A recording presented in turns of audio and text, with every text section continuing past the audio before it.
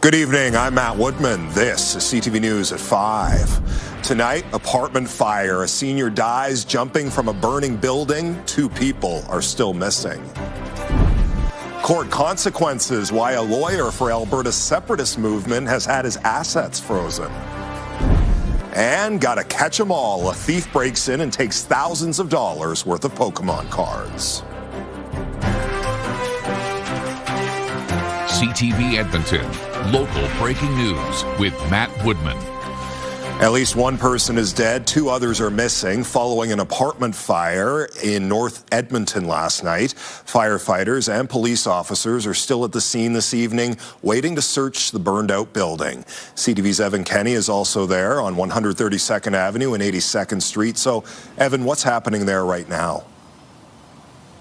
Matt, 82nd Street is blocked off in every direction for a number of blocks there as crews continue to extinguish hot spots in that building behind me. Now, just on the other side of that building, I spoke with a neighbor who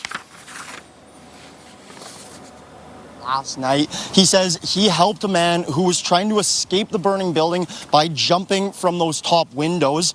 An 85-year-old man is the only confirmed death. Police say he died trying to jump out of the building. His niece spoke to me earlier off camera. She says her aunt is still missing. Yeah, it looked like that. The main explosion was in the convenience store for sure. Edmonton Fire says just after 9 last night, a car drove into the mixed-use building. It hit a gas line, then flames shot up. It was a very aggressive fire that was fueled by the gas line. People in the area tell us they could smell gas after the crash. Then it just sounded like a large explosion. I lived right across the street and I didn't know what it was, so I came running outside, and within seconds, you could see the fire. There was fires. There was people jumping from the balcony. There's a liquor retailer, cannabis, and convenience stores, along with a restaurant on the bottom floor of the building. Above, apartments home to 35 people. 1 person, the 85-year-old man who leapt from his balcony, is confirmed dead. 6 people, including the 62-year-old driver of the crashed car, were taken to hospital. 2 people are unaccounted for. Those are the 2 that we're aware of that are still unaccounted for. It doesn't necessarily mean they're in the structure. It's obviously been a very chaotic scene. Please know that Edmontonians stand with you in this time of loss. The homicide unit is investigating the situation. EPS is responding with its mass casualty protocol. It's more about coordinating the response at the time, preserving evidence, understanding the scope of that incident, and just making sure that all those bases are covered. Police say they can't go inside for at least another 48 hours. It's pretty shocking, and it's sad. It's a sad situation. EPS says it's still investigating why the car crashed into the building. EPCOR turned off the gas in the area, impacting about 1,700 people living nearby. Now, police say 82nd Street between 131st and 133rd Ave will be closed for a few more days. Matt? All right, Evan Kenny live for us tonight. Thank you. There's another fire burning right now in southwest Edmonton. Here's a live look from our CTV Skycam. A large plume of smoke can be seen coming from the Cameron Heights area. 2 homes are on fire. We've sent a news crew there right now. We'll bring you the latest information once it becomes available. A road in North Edmonton is closed indefinitely after a sinkhole opened up in the street. 107th Street and 130th Avenue is blocked off in the Lauderdale neighborhood. EPCOR says the sinkhole opened Saturday and the hole has grown in size since then. Workers say it's about 35 feet or 10 meters deep. EPCOR says it's now repairing an underground pipe that carries water to the Gold Bar wastewater treatment plant. Water service in the area will be maintained. EPCOR says the road will reopen once its work is complete. No word yet, though, on how long that will take. A pedestrian detour is in place. New downtown road closures start tomorrow as construction on the Valley Line West LRT progresses. The north-south intersection at 102nd Avenue and 105th Street is closing. With construction shifting, 104th Street will reopen, except on Saturdays for the downtown farmers market. Construction of the Valley Line West LRT is expected to be completed in 2028. A provincial judge has temporarily frozen assets belonging to a leader of Alberta's separatist movement. $8.5 million belonging to lawyer Jeffrey Rath and his company is now inaccessible. The ruling stems from a court battle between Rath and a former client, Tall Cree First Nation, over trust money from a treaty settlement. Court documents allege the money in question was intended for minors. None of the claims have been proven in court. The opposition NDP believes the allegations are enough to warrant the Premier kicking Rath out of the UCP. He still holds a membership with the party while also representing the separatist Alberta Prosperity Project. I think that she should make it very clear that people like this do not belong in a governing party. It speaks to the character of the people who are putting forward these messages that Alberta needs to consider separatism. A further hearing is scheduled for tomorrow. Both Rath and the chief of Tall Cree First Nation declined to comment. The UCP has not responded to CTV's request for comment. A hobby store in Leduc estimates more than $80,000 in Pokémon merchandise was stolen from its shelves. The heist was caught on camera. CTV's Noah Rashog has more on the break-in and the card craze behind it. This break-in was no simple smash and grab. In the early morning hours of July 11th, a masked man cut through an outdoor security camera and then drilled his way through the locks of the hobby spot in Leduc. His target, Pokémon cards. Because Pokemon is like a pandemic in the world right now and in such high demand and short supply, there's cards in there as low as $50, $100. There's cards in there worth $2,000 each, $3,000 each. And if you're stealing them and your cost base is zero, you don't mind flipping them for 50, 60%. Pokemon cards have skyrocketed in value. The Pokemon Price Tracker website says that the average card has increased in value by nearly 4,000% since 2004. I believe this version of this card is worth about $1,600, but the English version is worth much more. The Hobby Spot estimates the value of the cards stolen at $80,000. You don't even worry about the dollar amount as much as you worry about the fact that you just kind of feel violated and like your place of business. And this is a fun place. There's great memories inside these walls.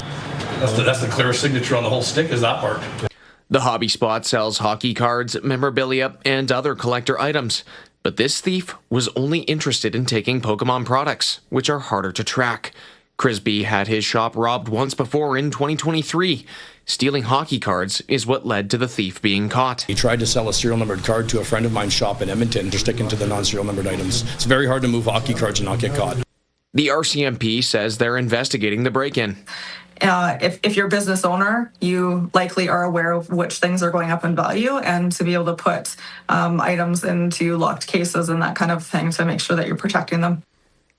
The Hobby Spot will soon be moving locations. The owner says he'll be hiring a full-time security guard to keep his merchandise safe.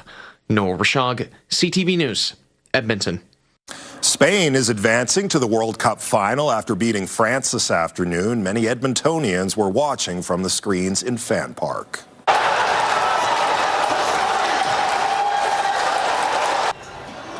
Edmonton's summer of soccer continued under the Fan Park tent as Spain defeated France 2-0. Spain will now face either England or Argentina during Sunday's final. Fans watching today's match say they were here for the experience as well as the game itself. I think it brings people together from all nationalities. It's been fun, World Cup vibe, unity, bringing people together and less apart. I wanted to be outside, and that's how we do it in France. It's fun to watch as a group, as a family. People get to come together and cheer together. I want Canada to actually progress with soccer, with the likes of Alphonso Davies coming up and coming from the city. So it's a perfect experience for Edmontonians. There's another World Cup watch party at Fan Park tomorrow for that second semi-final game between England and Argentina. Well, the tent in Fan Park would have been nice today, Josh. A little bit of shade on what was a pretty hot one. Yeah, temperatures into the mid to high 20s through this afternoon. We get to 27 for a daytime high. We're at 26 downtown right now, 25s and 26s off to the west and north of the city. A little cooler. Elk Island sitting at 24. 24 is the average high for this time of year, so 3 degrees above average today, and I think it's going to get even hotter over the next couple of days. 28s and 29s in the forecast for the next 3 or 4 days. More storms in the forecast as well. In fact, we already have some severe thunderstorms coming off the foothills. Severe thunderstorm watch for the areas in yellow. Again, watch just means possible. Warning means storms are happening or they're about to roll into your area. And then in this gray zone, you have a tornado watch. That'll be for late this evening and overnight tonight. Right now, the storms are here, south and southwest of Edson, and then just off to the west of Rocky Mountain House. The main threats from these right now appears to be some sizable hail. It's really heavy downpours. None of that here in the Edmonton area just yet, although we are under that severe thunderstorm watch. This is what it looks like outside with the CTV drone. Just a bit of cloud cover starting to filter its way in. Those storms off to the southwest starting to throw a little bit of cloud cover northeast towards the city. If we're going to see anything at all here in Edmonton, it's probably closer to midnight as opposed to an evening risk for areas southwest of the city. So it'd be more like a 9, 10, 11 p.m. risk. So we'll keep an eye on those areas. You can see that they're not really, these storms right now, not really moving all that much as they slowly come off of the foothills. They will eventually start to pick up some steam, though. So late this evening, overnight tonight, that chance of a shower or thunderstorm, potentially some severe storms in the area. Sunshine again tomorrow morning, and then around supper time tomorrow, could see the storms return. Closer look at the storm tracker in just a couple minutes. All right, Josh, thank you. Coming up on CTV News, new military housing opens in Edmonton. Details about the net zero ready homes next. Housing is much more than buildings. It is about a family arriving to a new posting and finding stability. Programming brought to you by James H. Brown Injury Lawyers, the heavy hitters of injury law. Dozens of new homes are now open at Canadian Forces Base Edmonton. They're the first of hundreds going up across the country. CTV's Curtis Goodrum has more on the federal government's plan to spend more than $1 billion on military housing. One more time. Hey!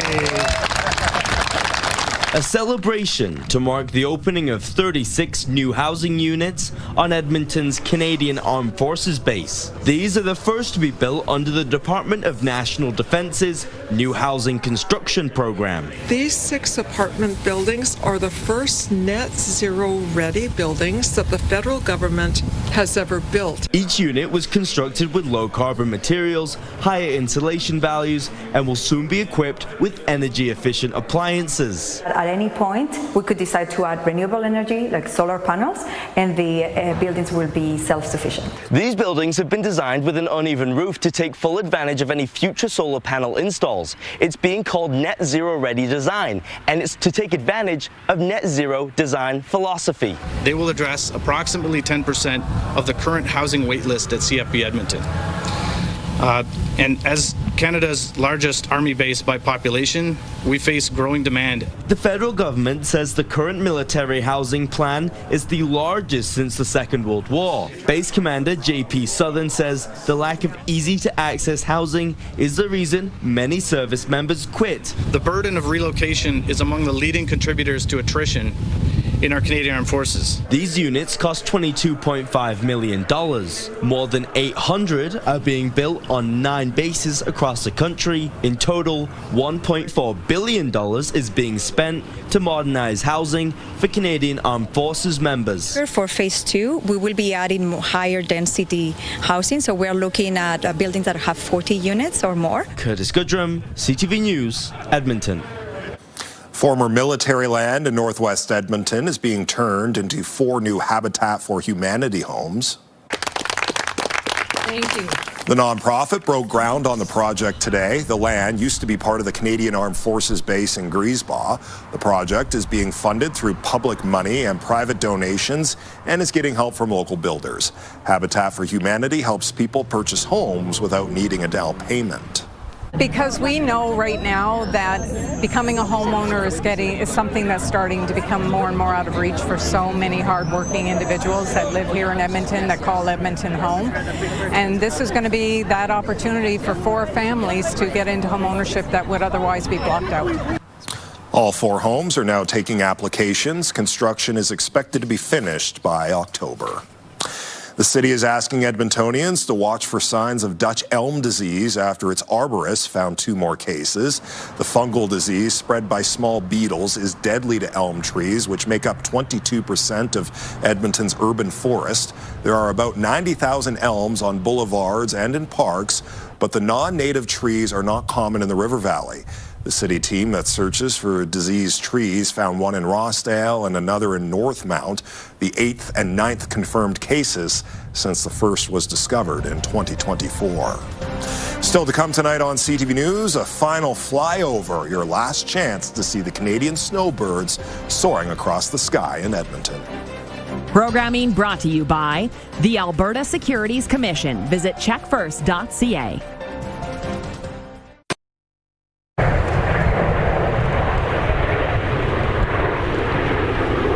The Canadian Snowbirds will make their final flight over Edmonton tomorrow before the planes are retired and replaced. The federal government says the team will switch to a different fleet of aircraft after this season. The Snowbirds will take off from EIA and fly over central Edmonton sometime between 12:15 and 12:45 tomorrow afternoon. Downtown is the best place to see this. The flyover could be delayed or canceled, though, depending on the weather. Don't blame the weather. The weather's going to be fantastic tomorrow at noon. Well, that's great news then. Yeah. So I guess we'll see the Snowbirds. I can't wait. It will not be delayed or canceled. Could get a little stormy, though, late tonight. Tell me about that tornado warning. Tornado watch. River Valley Skycam. Pretty blue skies over parts of the city, although there's a bit of thin cloud cover starting to filter its way in from the southwest. We're at 26 after hitting 27 for a high today. 28 in Jasper, 26s in northeastern Alberta, 24 in Red Deer. There's the tornado watch for the areas in gray. Again, it'll be upgraded to a warning if we see evidence of one of these storms producing a tornado. As of right now, it's just sort of a watch. Same with the severe thunderstorm watch. The potential is there for severe thunderstorms. These warning zones, though, are where the storms have actually started to materialize. Again, south of Edson, that one started to die down after chucking some hail earlier. That one's still going strong. And then here west of Rocky Mountain House. But again, they're not really moving all that quickly to the northeast. And the modeling on this has changed a little bit through the afternoon. Again, it's just guidance. But it does look like if these storms were to roll into the Edmonton area more like about 9 o'clock, conditions would be really ripe for severe weather in the area. If they hold off until around midnight, which is kind of looking like the timing, by then the severe weather parameters really significantly diminished. I'm not saying we don't get a storm overnight tonight. I'm just saying it doesn't look as likely as it was maybe 6 to 12 hours ago. Certainly areas off to the west and southwest of the city, you're going to see some pretty potent storms. These, again, main threats are going to be large hail, heavy downpours, and can't rule out the risk of a tornado off one of these storms. You're also going to see some pretty powerful storms further to the northwest. So 2 areas to watch here as we head through this evening, southwest of the Edmonton area, and then up Swan Hills, up through the Slave Lake region. Look at how that just completely disappears on this modeling by about midnight. So we'll keep an eye on the situation. If anything's going to go through, it's going to be after 10 p.m., sort of 11 p.m. to 1 a.m. would be the most likely time frame.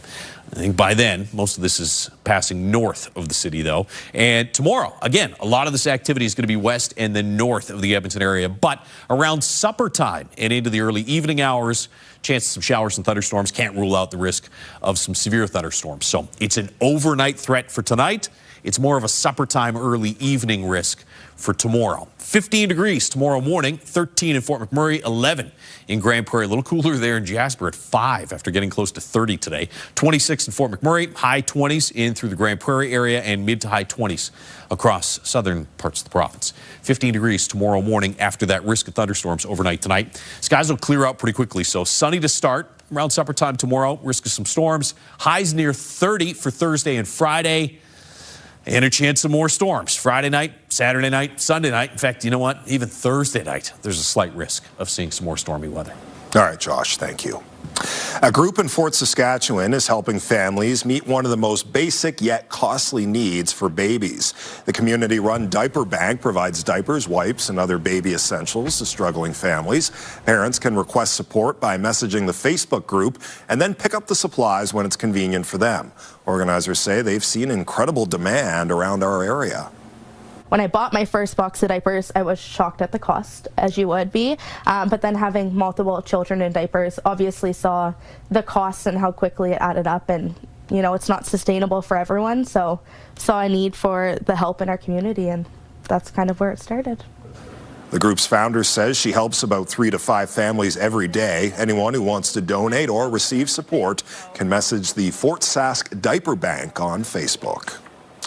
When we return, brushing up on their skills, why some of the world's best car painters are in Edmonton. We're all performing the same standard with the same products, yet we're miles and miles apart. CTV News at 5 continues.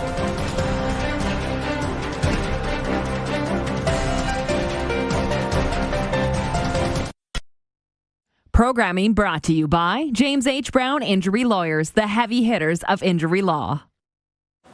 Some of the best car painters in the world are training in Edmonton this week. They're competing in an upcoming international competition. CTV's Amanda Anderson has the story. The sound of tools is the only thing you'll hear in the Nate Auto Body Shop as these 3 car painters focus on the challenge at hand. They have to repair and paint a car hood in just 4 hours. They have the application. They know what they're doing. Now it's getting it refined. These painters represent Canada, Germany, and Taiwan, a Canadian challenge to prepare them to compete at the upcoming World Skills Competition. World Skills is an international competition for the trades and technologies. So they bring together approximately 70 different countries representing 75 skills. It's really cool to see the different ways they do their work and just how different you can be with everything you do in this trade. Noah Seiler is a competitor from Germany. Very cool. I'm happy that I'm here in Canada, and I think it is very good for the experience. We're all performing the same standard with the same products, yet we're miles and miles apart. And so it is really exciting to invite countries here to share our experience, our knowledge, our traditions with them. Annika Jones, a student at NATE, is representing Canada at World Skills. It's chaotic, but it's really good to just gauge who I'm competing against and where the skills will be at the World Skills Challenge. NATE instructor Cecile Buckmeyer has been training Jones at least 10 hours a week for the past year. Once they get to the World Skills Competition, Buckmeyer will take on a role as a judge and won't be able to communicate with her student. That's why she says bringing competitors together beforehand is so important. When they make friends with each other, then she's feeling more comfortable, and so it's not completely like a fish out of water. The World Skills Competition will be held in China at the end of September. Amanda Anderson, CTV News, Edmonton. And that's our show. Thanks for watching. I'm Matt Woodman. CTV News continues right now.